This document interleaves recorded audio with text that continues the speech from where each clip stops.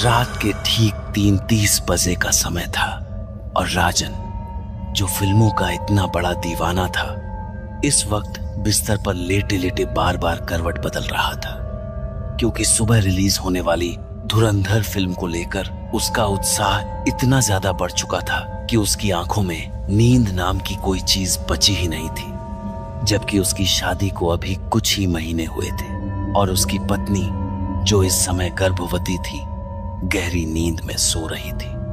तभी अचानक उसके फोन की तेज घंटी कमरे की खामोशी को चीरते हुए बज उठी और स्क्रीन पर अपने दोस्त सनी का नाम देखकर वह एक पल के लिए चौंक गया। लेकिन अगले ही क्षण उसने फोन उठा लिया और हल्की हैरानी के साथ बोला, हेलो सनी, क्या हुआ? इतनी रात को फोन क्यों किया? दूसरी तरफ से सनी की आवाज आई, अरे यार, सो रहा था क्या? चल फिल्म देखने चलते हैं, धुरंधर। राजन को यह सुनकर अजीब लगा, क्योंकि उसने घड़ी की तरफ देखा। रात के 3:30 बज रहे थे और उसने थोड़ा हंसते हुए कहा, तू पागल हो गया है क्या? अभी कौन सा थिएटर खुला होगा? लेकिन सनी ने बिना हिचकिचाए जवाब दिया, एक थिएटर है जो रात के ठीक 3:30 बजे खुल जाता है और वहीं पहली स्क्रीनिंग होती है। इतना सुनते ही राजन के अंदर का फिल्मी दीवाना जाग उठा। उसकी आंखों में चमक आ गई और उसने बिना ज्यादा सोचे समझे तुरंत उठकर तैयार होना शुरू कर दिया, जैसे उसे किसी बहुत बड़े मौके का इंतजार हो। और तभी बिस्तर पर सो रही उसकी पत्नी करवट लेते हुए बोली, राजन, इतनी रात को कहाँ जा रहे हो?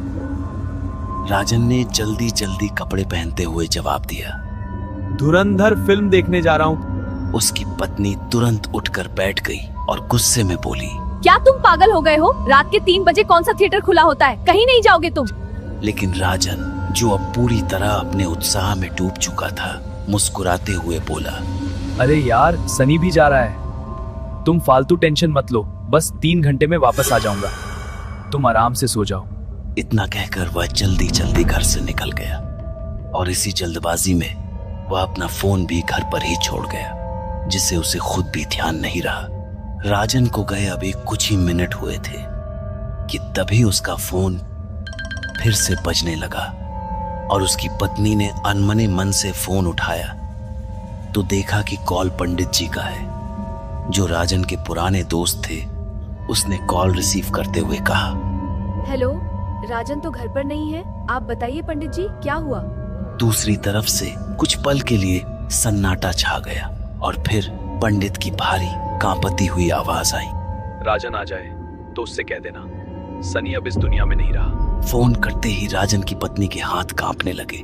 उसके चेहरे का रंग धीरे धीरे उड़ता चला गया और उसकी आंखें दरवाजे पर टिक गईं, क्योंकि अभी कुछ ही मिनट पहले राजन उसी दरवाजे से जल्दी जल्दी निकल गया था और अब उसके कानों में पंडित की वही बात गूंज रही थी, सनी की मौत हो गई है।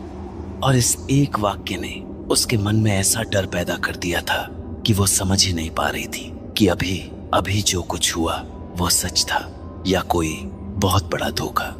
उधर राजन जैसे ही अपने घर के गेट से बाहर निकलता है, उसे सामने हल्की सी धुंध के बीच एक परछाई खड़ी दिखाई देती है और जैसे ही वह थोड़ा और आगे बढ़ता है, उसकी आंखें पहचान लेती हैं कि वह कोई और नहीं बल्कि सनी ही है, जो सड़क के किनारे बिल्कुल शांत खड़ा है, मानो वह काफी देर से उसी का इंतजार कर रहा हो।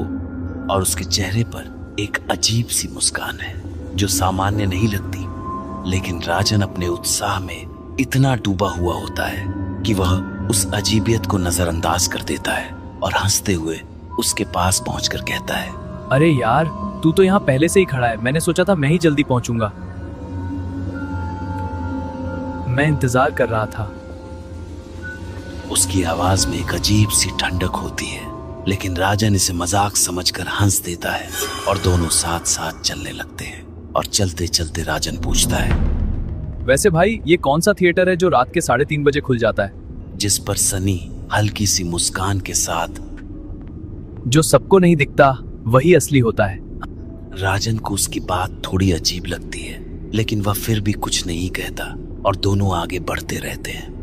कुछ ही देर बाद वे एक सुनसान इलाके में पहुंचते हैं जहां सामने एक पुराना जर्जर थिएटर खड़ा होता है जिसकी दीवारें टूटी हुई हैं, पेंट उखड़ा हुआ है और पूरा माहौल ऐसा लगता है जैसे वहां सालों से कोई नहीं आया हो। लेकिन उसी के बीच उस थिएटर के ऊपर एक बोर्ड टिमटिमा रहा होता है जिस पर धुंधले अक्षरों में लिखा होता है, धुरंधर पहली रात 3:30। राजन के चेहरे पर फिर से उत्साह लौट आता है। वह कहता है, वाह यार, ये तो सच में स्पेशल शो है। लेकिन सनी कुछ नहीं बोलता, बस धीरे धीरे आगे बढ़ता है और थिएटर के दरवाजे के सामने जाकर खड़ा हो जाता है। अचानक वह दरवाजा अपने आप चरमराते हुए खुल जाता है। राजन एक पल के लिए रुकता है, लेकिन फिर सनी के पीछे पीछे अंदर चला जाता है।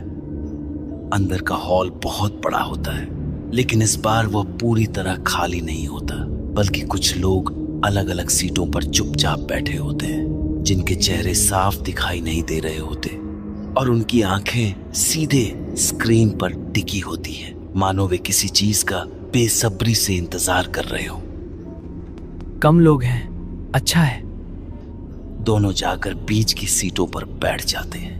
तभी एक वेटर धीरे धीरे उनकी तरफ आता है। उसके हाथ में एक ट्रे होती है जिसमें पॉपकॉर्न के डिब्बे रखे होते हैं और बिना कुछ बोले वह एक डिब्बा राजन की तरफ बढ़ा देता है। उसका चेहरा हल्के अंधेरे में छिपा होता है और उसकी मुस्कान कुछ अलग सी लगती है। राजन पॉपकॉर्न ले लेता है। मैं अभी आता हूँ, बाथरूम जा रहा हूँ। हाँ, जल्दी आ। सनी धीरे धीरे अंधेरे में चला जाता है। कुछ ही सेकंड बाद स्क्रीन जल उठती है। स्क्रीन पर कोई फिल्म नहीं चल रही होती, बल्कि एक सड़क दिखाई देती है। रात का समय, एक बाइक तेजी से चल रही होती है। राजन ध्यान से देखने लगता है और जैसे जैसे कैमरा पास जाता है उसका दिल तेजी से धड़कने लगता है, क्योंकि बाइक चला रहा होता है सनी। राजन के हाथ से पॉपकॉर्न गिरने लगता है, लेकिन उसे इसका एहसास भी नहीं होता। स्क्रीन पर सनी तेजी से बाइक चला रहा होता है, जैसे किसी जल्दी में हो, और अचानक सामने से एक तेज रोशनी आती है। एक ट्रक, ब्रेक की आवाज और अगले ही पल एक जोरदार टक्कर। सनी हवा में उछलता है और सड़क पर गिर जाता है। स्क्रीन पर उसका शरीर बिल्कुल स्थिर पड़ा होता है। राजन की सांस रुक जाती है। नहीं, ये नहीं हो सकता। वह घबरा कर खड़ा हो जाता है। बाकी लोग अब भी शांत बैठे होते हैं। तभी उसके पीछे से एक आवाज आती है। देख लिया? राजन धीरे धीरे पलटता है। सनी उसके पीछे खड़ा होता है। उसका चेहरा अब वैसा नहीं होता। उसकी आंखें खाली होती हैं और उसकी मुस्कान ठंडी होती है। राजन पीछे हटता है। तू तो मेरे साथ आया था। सनी धीरे धीरे उसकी तरफ बढ़ता है। मैं तुझे लेने आया था। राजन का पूरा शरीर कांपने लगता है। तभी वह महसूस करता है कि पूरा थिएटर अब उसकी तरफ देख रहा है। हर सीट पर बैठे लोग धीरे धीरे उसकी तरफ मुड़ चुके होते हैं और उनकी नजरें उसी पर टिक जाती हैं। स्क्रीन पर अचानक बड़े अक्षरों में लिखा आता है, अगला दृश्य राजन। और उसी पल पूरे थिएटर की लाइट्स एक साथ बुझ जाती हैं। अंधेरा, ऐसा अंधेरा जैसे किसी ने राजन की आंखों पर काला कपड़ा बांध दिया हो। वह चीखता है, सनी, लेकिन आवाज कहीं खो जाती है। एक ठंडा हाथ उसके कंधे पर पड़ता है। राजन की चीख गले में ही अटक जाती है। वह पलटता है। सनी उसके ठीक पीछे खड़ा है, इतना करीब कि उसकी सांस जो ठंडी है, बर्फ जैसी राजन के चेहरे पर पड़ रही है। सनी की आंखों में वो काला खालीपन है और उसका हाथ अब राजन की कलाई पर कसता जा रहा है। तू मेरा दोस्त है ना, तो मेरे साथ रहे। राजन अपना हाथ छुड़ाने की कोशिश करता है, लेकिन पकड़ इतनी मजबूत है कि उसकी कलाई की हड्डी चरमरा रही है। दर्द इतना तेज है कि उसकी आंखों से पानी निकल आता है। छोड़ मुझे। और अब बाकी आकृतियां भी उसके और करीब आ चुकी हैं। उनके हाथ राजन की तरफ बढ़ रहे हैं। किसी का हाथ उसके बालों को पकड़ता है कोई उसकी शर्ट खींचता है, कोई उसका टखना पकड़ लेता है। राजन जमीन पर गिर जाता है। वो सब उसके ऊपर झुक रहे हैं, उनके मुंह खुले, उनकी सड़ी हुई सांस उसके चेहरे पर है। अंधेरे में बस उनके ढंसे हुए चेहरे दिख रहे हैं चारों तरफ, और राजन को लग रहा है कि वो उसे जमीन के अंदर खींच रहे हैं। स्क्रीन पर बड़े अक्षरों में लिखा आता है, सीट नंबर 2 भरा हुआ। उधर राजन की पत्नी का बुरा हाल था। पंडित जी का फोन कटने के बाद से वो बिस्तर पर बैठी कांप रही थी। उसके दिमाग में बस एक ही बात घूम रही थी, सनी मर चुका है। रात 11 बजे उसका एक्सीडेंट हो गया था। तो फिर राजन को 3:30 बजे किसने फोन किया? राजन किसके साथ गया? उसने राजन का फोन उठाया, कॉल हिस्ट्री खोली। सनी का नंबर था 327 आम, लेकिन सनी तो 4 घंटे पहले ही उसके हाथ से फोन गिर गया। उसने फिर से पंडित जी को कॉल लगाया। घंटी बजती रही, 1 बार, 2 बार, 3 बार। चौथी घंटी पर पंडित जी ने उठाया। पंडित जी, उसकी आवाज फट रही थी। राजन बाहर गया है सनी के साथ, लेकिन आप तो बोल रहे थे कि सनी। दूसरी तरफ कुछ पल खामोशी रही। फिर पंडित जी की आवाज आई, और इस बार उनकी आवाज में वो कंपन नहीं था जो दुख में होता है। क्या बोला तुमने? राजन सनी के साथ गया है?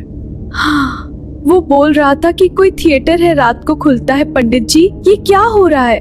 पंडित जी कुछ सेकंड बोले नहीं, फिर उनकी आवाज बदल गई, तेज, सख्त, जैसे फौरन कुछ करना हो। सुनो ध्यान से, घर में हनुमान जी की मूर्ति है। अभी जाओ, मूर्ति उठाओ, सीने से लगाकर पकड़ना, और घर से बाहर मत निकलना जब तक मैं ना आऊं। मैं आ रहा हूं। फोन कटा। उसकी पत्नी उठी, पैर लड़खड़ा रहे थे। पेट में बच्चा था 7 महीने का, और डर इतना था कि टांगें जवाब दे रही थी। लेकिन वह चली। बेडरूम से बाहर अंधेरा गलियारा, पूजा वाला कमरा सामने था। उसने दरवाजा खोला। अंदर अगरबत्ती की पुरानी खुशबू थी। छोटी सी अलमारी में हनुमान जी की पीतल की मूर्ति रखी थी, ज्यादा बड़ी नहीं, एक हाथ में समा जाए इतनी। उसने मूर्ति उठाई और सीने से लगा ली, और जैसे ही मूर्ति उसके हाथ में आई, उसे कुछ अजीब लगा। मूर्ति गर्म थी। इतनी रात को ठंडे कमरे में पीतल की मूर्ति गर्म थी, जैसे किसी ने अभी उसे हथेलियों में पकड़ कर रखा हो। उसकी आंखों से आंसू बह रहे थे। वह बुदबुदा रही थी, बजरंगबली, मेरे पति को बचा लो, मेरे बच्चे के बाप को बचा लो। तभी बाहर से गाड़ी रुकने की आवाज आई। दरवाजे पर जोर से खटखटाहट हुई। पंडित जी थे। उनके हाथ में एक पुरानी किताब थी, मैली, फटी हुई, और गले में मोटे रुद्राक्ष।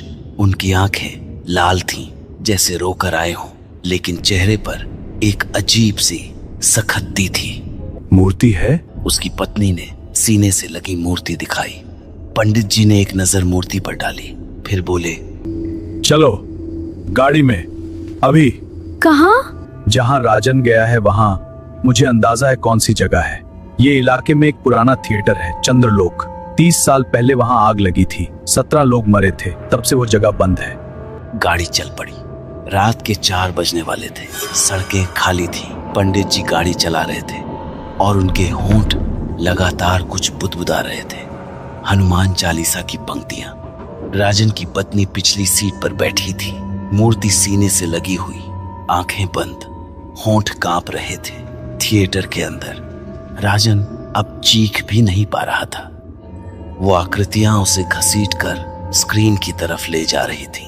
उसके नाखून जमीन पर खुरच रहे थे।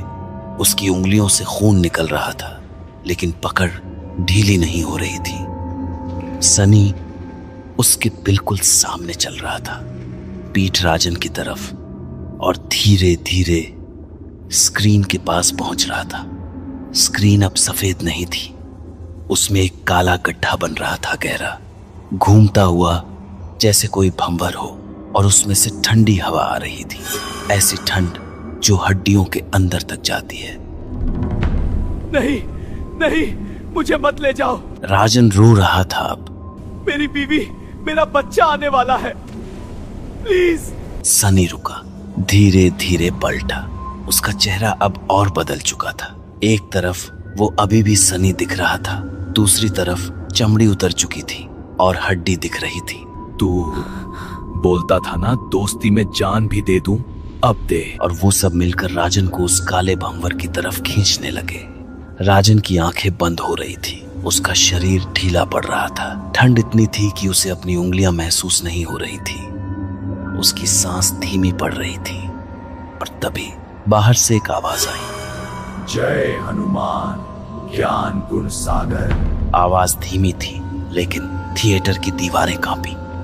पूरे हॉल में एक झटका लगा, जैसे किसी ने जमीन हिला दी हो। वो आकृतियां रुक गई, उनके चेहरों पर पहली बार कुछ बदला। वो मुस्कान गायब हो गई, उसकी जगह कुछ और आया, घबराहट। उनकी खाली आंखों में कुछ हिला। जय कपीस तिहु लोक उजागर। इस बार आवाज तेज थी और इसके साथ थिएटर के बंद दरवाजे पर एक जोरदार धमाका हुआ। वो आकृतियां पीछे हटने लगी। सनी का चेहरा अब मुड़ गया था दरवाजे की तरफ और उसकी खाली आंखों में पहली बार कुछ दिखा, डर। एक और धमाका, फिर एक और तीसरे धमाके पर दरवाजा टूटकर अंदर गिरा। बाहर से आने वाली रोशनी उस अंधेरे हॉल में ऐसे घुसी जैसे किसी ने अंधेरे को चीर दिया हो।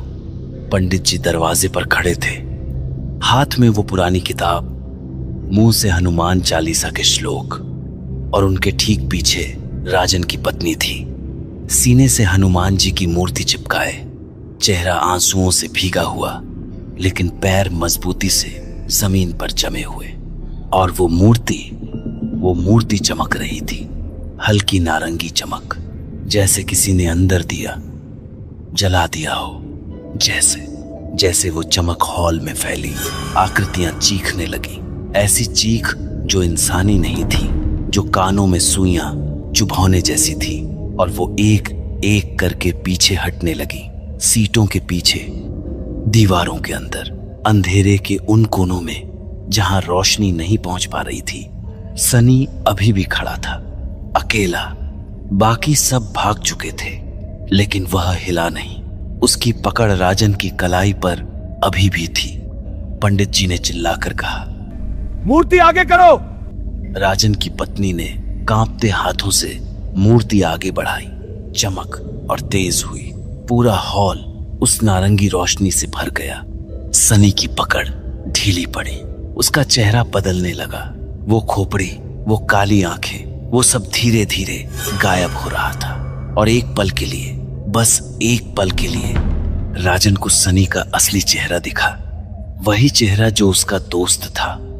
और उस चेहरे पर दर्द था, गहरा असहनीय दर्द, और उसकी आंखों में पानी था। सनी के होंठ हिले, मुझे माफ कर दो। और फिर वो गायब हो गया, ऐसे जैसे कभी था ही नहीं।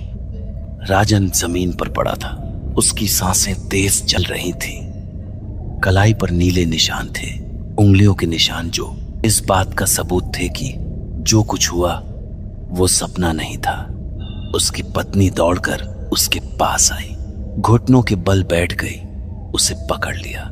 मूर्ति अभी भी उसके एक हाथ में थी और वो गर्म थी, अब भी गर्म। राजन ने धीरे धीरे आंखें खोली, अपनी पत्नी का चेहरा देखा। पंडित जी पीछे खड़े थे, उनका चेहरा पसीने से तर था। उठो, अभी यहां से निकलना होगा। पंडित जी की आवाज में जल्दी थी। राजन को दोनों तरफ से सहारा देकर उठाया गया। उसके पैर काम नहीं कर रहे थे, उसे घसीटते हुए बाहर निकाला गया। पंडित जी ने पीछे मुड़कर थिएटर की तरफ देखा। इमारत अंधेरे में खड़ी थी, खामोश, टूटी, बंद, जैसे कुछ हुआ ही नहीं। दीवारों पर झाड़ियां, टूटे शीशे, जंग लगा गेट, सब कुछ वैसा ही जैसा 30 साल से था। लेकिन पंडित जी को कुछ और दिखा थी। थिएटर की छत पर कार्निस के पास एक परछाई खड़ी थी, छोटी, धुंधली। वह नीचे देख रही थी। पंडित जी ने नजर हटा ली, कुछ नहीं बोले। गाड़ी में बैठते वक्त राजन ने बड़बड़ाते हुए कहा, पंडित जी, वो सब लोग, वो 17 लोग थे ना जो आग में। पंडित जी ने गाड़ी स्टार्ट की। 17 लोग उस रात मरे थे, लेकिन आज मैंने जो अंदर देखा वहां 17 नहीं थे। तो कितने थे? पंडित जी ने शीशे में राजन की तरफ देखा। ज्यादा। बस इतना बोले, गाड़ी चल पड़ी। राजन की पत्नी ने मूर्ति को और कसकर पकड़ लिया। उसका एक हाथ अपने पेट पर था जहां बच्चा था, और दूसरा मूर्ति पर। कोई कुछ नहीं बोला। पूरे रास्ते खामोशी रही। जब गाड़ी घर के सामने रुकी तो राजन ने खिड़की से बाहर देखा। सब कुछ सामान्य दिख रहा था, सड़क, मकान, स्ट्रीट लाइट। लेकिन तभी उसकी नजर अपने घर की छत पर गई और वह जम गया। छत के कोने पर अंधेरे में कोई खड़ा था। वही परछाई, वही छोटी, धुंधली, बिल्कुल स्थिर परछाई। राजन की पत्नी ने पूछा, क्या हुआ? राजन ने ऊपर से नजर हटाई, निगला, बोला, कुछ नहीं। लेकिन जब वह गाड़ी से उतरकर गेट की तरफ बढ़ा तो उसने जेब में हाथ डाला और उसकी उंगलियां किसी कागज के टुकड़े से टकराईं। उसने निकाला एक फटा हुआ टिकट। उस पर लिखा था, सीट नम। 2 धुरंधर अंतिम शो स्थगित, स्थगित, रद्द नहीं, स्थगित।